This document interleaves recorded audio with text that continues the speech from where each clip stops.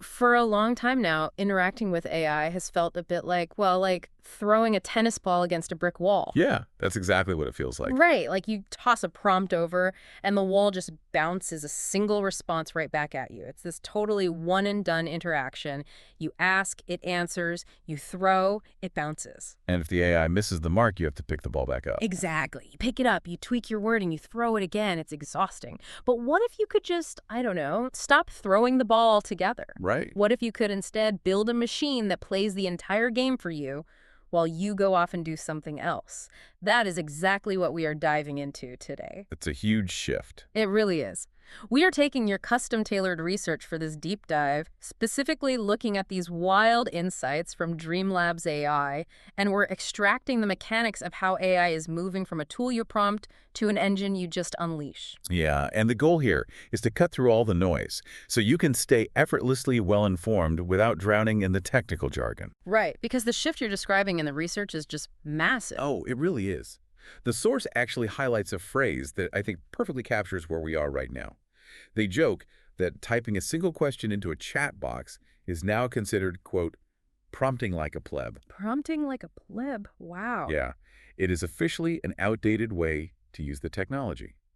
The whole new frontier is focused entirely on this concept championed by Boris Cherny. He's the creator of Claude Code, right? Yes, exactly. Uh-huh. And the concept is simply called loops. Okay, let's unpack this, because to the average person, a loop just sounds like a song repeating on Spotify. Right, like playing a track on repeat. Exactly. But in this context, the official Anthropic development team defines a loop as an AI agent repeating a cycle of work over and over until a specific stop condition is met. Yeah, and this isn't just some fringe developer experiment either. The official documentation on this has already reached over 5 million people. 5 million. That's insane. It is. We are fundamentally moving away from that single prompt and response model you mentioned into a fully autonomous, cyclical process. Okay, so to really understand how powerful that is, we have to look at the architecture. And the framework breaks this down into 4 distinct evolutions, right? Correct. It starts with the absolute foundation, which is turn-based loops. Right, because I think, when you think about handing over total autonomous control to a machine, the immediate fear is that it's going to hallucinate. Oh, absolutely. It'll make a mistake and then just keep compounding that mistake 100 times a second. Exactly. So how do we stop that? Well, a turn-based loop introduces a mandatory verification step. So instead of the AI just generating an output and waiting for the human to QA the work, it's structurally forced to check its own work. Check its own work against what, exactly? Against what they call a skill MD file, before it ever even shows you the result. Okay, let's clarify what that actually looks like under the hood. For those who aren't software engineers, an MD file, or a markdown file, is essentially just a lightweight text document, right? Mostly used for formatting. Yeah, exactly. But in this scenario, it acts as a rigid set of cognitive boundaries for the AI. It's a literal checklist that the AI's neural network has to run its output against. Precisely. It basically acts as the stop condition. The research uses this really great example of building a landing page. Okay, lay it on me. So in the old tennis ball model, you'd ask the AI to write the code for a website, and it would just spit out a massive block of HTML and JavaScript. Right, and then you, the human, have to take that, paste it into a browser, and see if the buttons actually do anything. Exactly. And, half the time the button is completely broken for just floating in the middle of the screen somewhere. Right, which forces you to throw another prompt. Yeah. But with a turn-based loop, the AI takes the code it just wrote, spins up a simulated browser environment completely on its own, and attempts to interact with the front end. Oh, wow. So it's testing the buddies itself. Yes, it actually verifies functionality. In the Dreamlabs case study, the AI actually deployed code with a bug in it. Naturally. But because it was in a turn-based loop, it caught its own error during the simulation. It saw the bug, rewrote the faulty code, tested it again, and only presented the final flawless product to the user. That is so cool. It's like a chef being forced to actually taste their own soup to make sure it's seasoned correctly before they ever let the bowl leave the kitchen. That is a perfect analogy. Right, like the kitchen doors physically will not open until the soup is perfect. And that concept of tasting the soup, it applies to almost any knowledge work. Oh, definitely. Like you can engineer a turn-based loop to verify that marketing copy matches your specific brand voice. Or if you're using AI for invoicing, you can force it to mathematically verify that all the line items actually add up to the the total before it generates the PDF. Yes, and it also solves one of the most frustrating bottlenecks we have right now with AI models, which is the context window problem. Oh my gosh, yes. Anyone who has uploaded, say, 5 or 6 reference documents into a chat interface knows this pain. The AI tends to heavily index the first 2 documents, and then it just completely ignores the rest. It totally does. It just gets lazy and forgets the fifth file even exists. Exactly. But by using a turn-based loop, you can construct a stop condition that dictates something like, you literally cannot complete your turn until you cite a specific data point from all 6 provided resources. Wow. So it forces compliance. It absolutely does. Yeah. It's this fundamental safety net that drastically increases reliability. But, it is really only the first step. Right, because tasting the soup just ensures it's edible. It keeps us from serving something raw to the customer. Right. But if you want the AI to earn a Michelin star, simply checking if the code runs or the math is correct, well, that isn't enough. You need to set a rigorous standard of excellence. Exactly. How do we build qualitative judgment into a machine? Yeah, how do we do that? That requires moving to the second evolution, which is goal-based loops. Mm-hmm. You actually initiate this with a specific /goal command. /goal. Okay. The architecture here borrows heavily from Andrei Karpathy's concepts on auto-research, but it distills his ideas into an incredibly usable framework. So it's not just verifying things anymore. No, you are no longer just verifying functionality. You are demanding that the AI hits a specific scored metric before it is allowed to stop iterating. And the Anthropic example in the source makes this brilliantly concrete. They use a Lighthouse score. Yes, that's a great example. For anyone not in web development, Lighthouse is this automated auditing tool built by Google. It scans a web page and grades it on a scale of 0 to 100. Based on things like how fast the images load, accessibility, SEO, that kind of thing. Right. So in a goal-based loop, the prompt becomes build this homepage, but do not stop until it achieves a Lighthouse score of 90 or above. And then the AI just goes to work. Mm-hmm. It writes the initial code, and it runs the Lighthouse audit itself. Let's say it gets a 75 because, I don't know, the image files are way too large. The AI internalizes that feedback, independently writes a script to compress those images, and then runs the test again. Now it gets an 85. It's just iterating on its own. Exactly.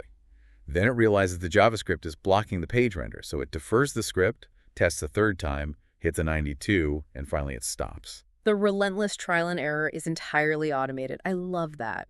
But what really fascinates me is how this leaps from objective coding metrics, like page speed, into highly subjective creative work. Oh yeah. The research details this marketing application using what they call cartridges. Cartridges? Yeah, cartridges are essentially custom algorithms. Think of them as specialized rubrics that you plug into the loop to evaluate the AI's creative output. Okay, give me an example of a cartridge. Take the Humify cartridge, for example. It algorithmically analyzes a piece of AI-generated text, scanning for voice, vocabulary variety, and cadence unpredictability. And then it spits out a human score. So you can instruct the loop to relentlessly re-rate an email until it scores at least a 9 out of 10 for sounding like a real human being wrote it. I have to pause on that because the implications there are just wild. They really are. I mean, we are outsourcing the very concept of human authenticity to a machine. A mathematical model is literally judging another mathematical model on how well it's mimicking us. It's pretty wild to think about. Who decides what a 9 out of 10 human score even looks like in a database? It creates a really fascinating philosophical paradox, doesn't it? The more we lean on AI to refine our communication, the more we depend on statistical models to dictate what actually resonates emotionally with real people. Right. It completely challenges the assumption that human connection actually requires an organic source, which feels a tiny bit dystopian, honestly. It does, and it doesn't stop at just sounding human either. They showcase this Hosea AI cartridge. Oh, right. The one built around Alex Hormozy. Exactly. He's a massive figure in the marketing space. He basically fed an algorithm all of his public tweets, his emails, and his video transcripts. Yeah, they mapped his specific persuasion tactics and linguistic patterns into data points. Then the loop uses that cartridge to grade your marketing copy out of 10. Based on how effective it would be in Hormozy's actual framework. Exactly. Add in the open rate cartridge, which analyzes historical audience behavior to predict if an email will clear a 40% open rate, and you get what they call the granddaddy combo. The granddaddy combo, I love that. This combo is where the sheer computational power really shines.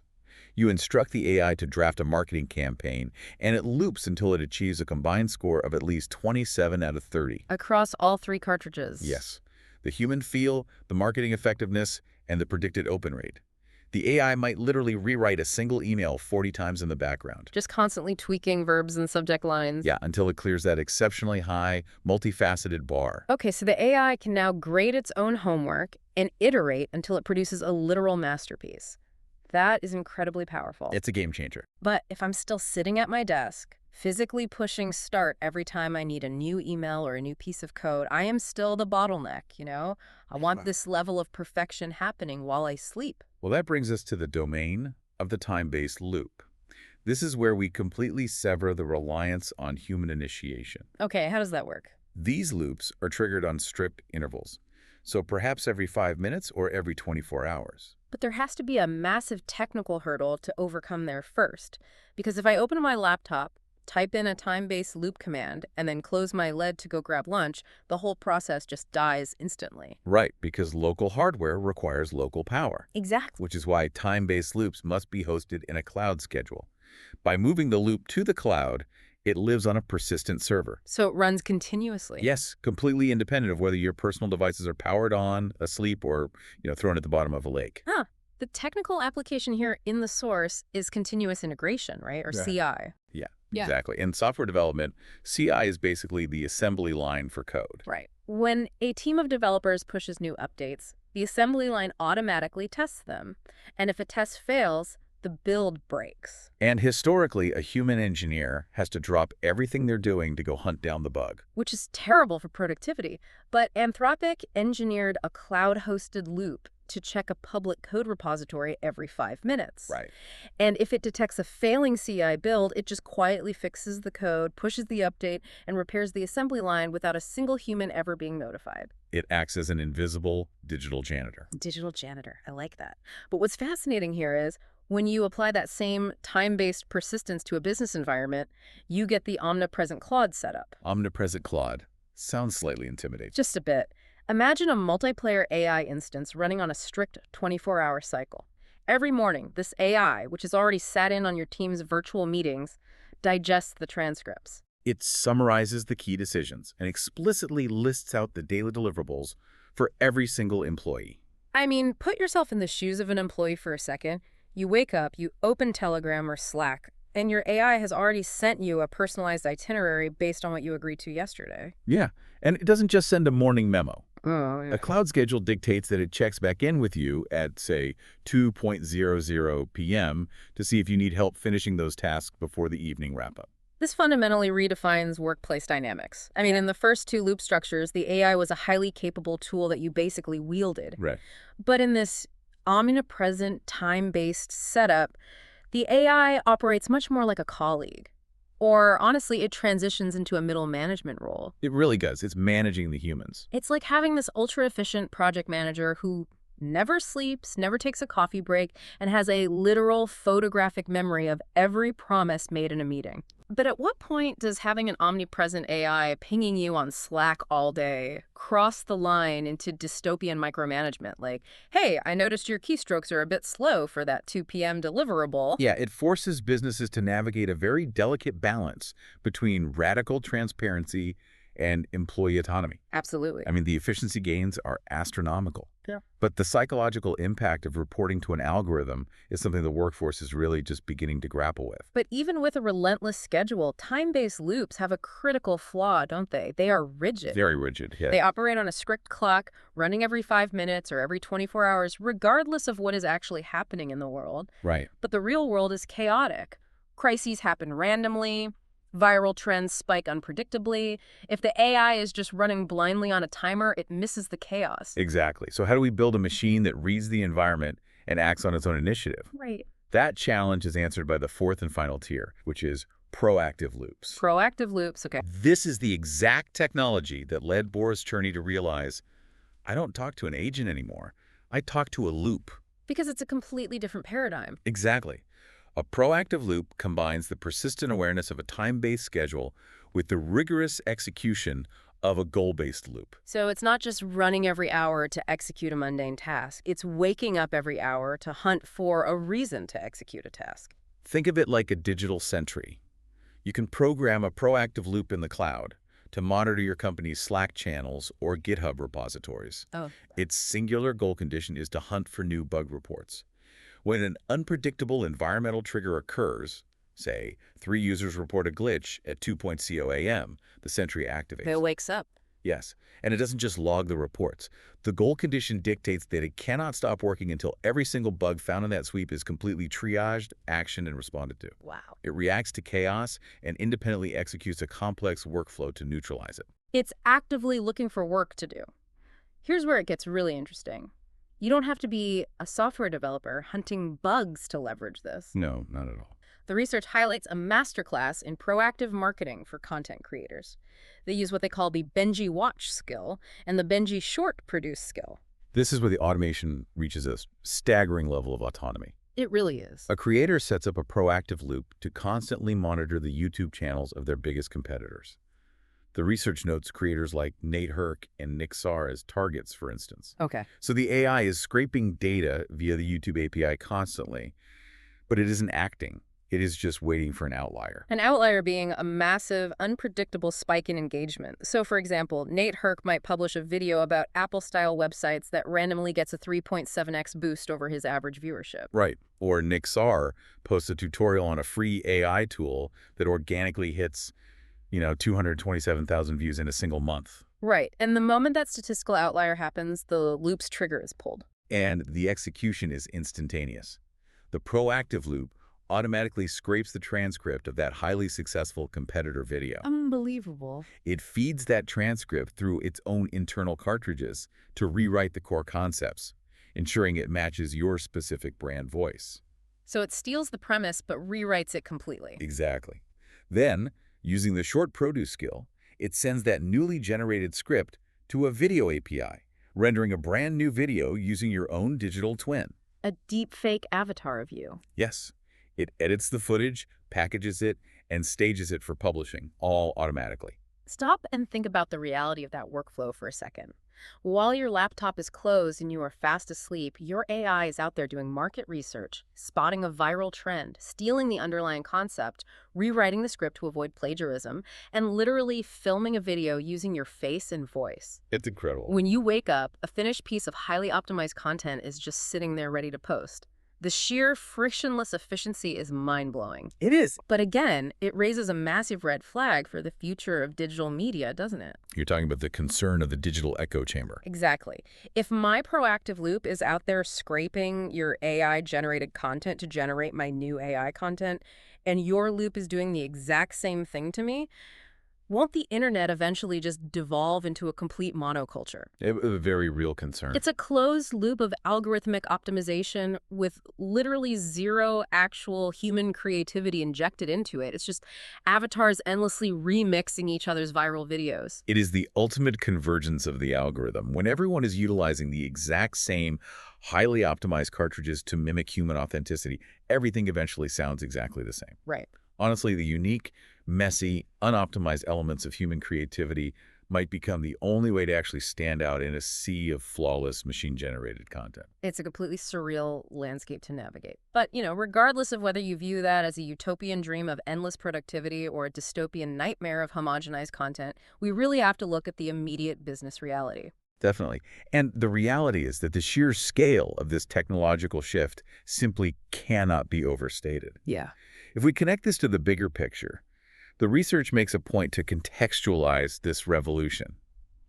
They argue that the transition to autonomous AI loops is structurally larger than the gold rush, the oil boom, the dot-com internet revolution of the late 90s, Yeah. and the rise of social media. They actually claim it's the size of all of those paradigm shifts combined. Combined, yes. And when you look at how these proactive systems fundamentally decouple output from human labor hours, it's hard to argue with that assessment. It creates an architectural advantage that is almost impossible to overcome manually.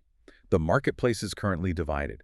On one side, you have businesses fighting with wooden sticks. Meaning, they're still manually typing prompts into a chat box, reading the output, and copying it over. Right. Still prompting like a pleb, throwing the tennis ball against the wall. Exactly. But on the other side, you have businesses that have integrated proactive loops and omnipresent AI schedules.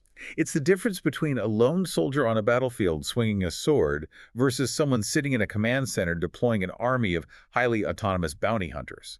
That is quite the image. Well, these agents never sleep, they never fatigue, and they ruthlessly pursue their assigned goals until they're achieved.